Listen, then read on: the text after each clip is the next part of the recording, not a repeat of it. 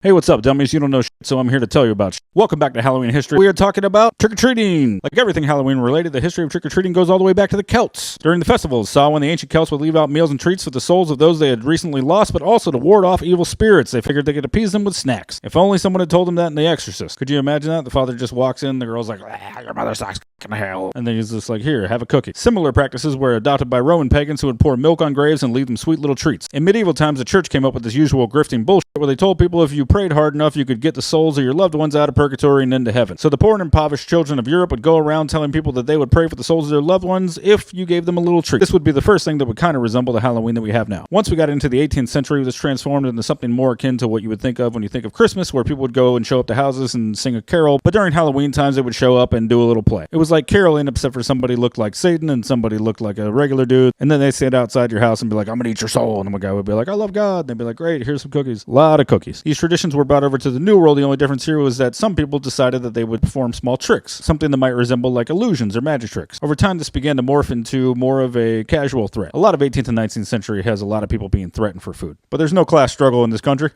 It's almost like crime comes from somewhere.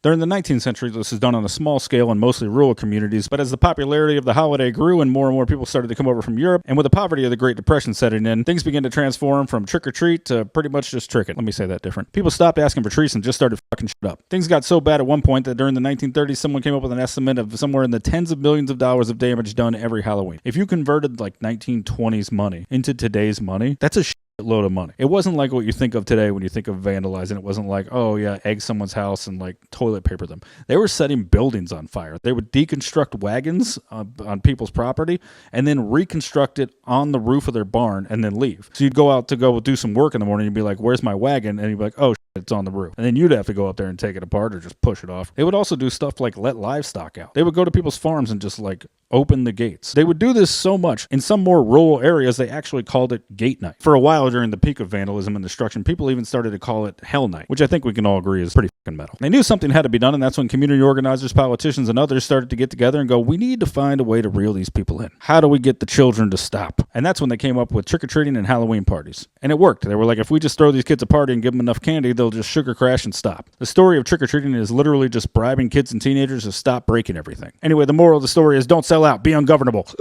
Well, I hope you learned something. If you didn't, that's fine too. Like and subscribe if you haven't already, or don't. Nothing matters. Who gives a shit? Anyway, that's it. Get fucked.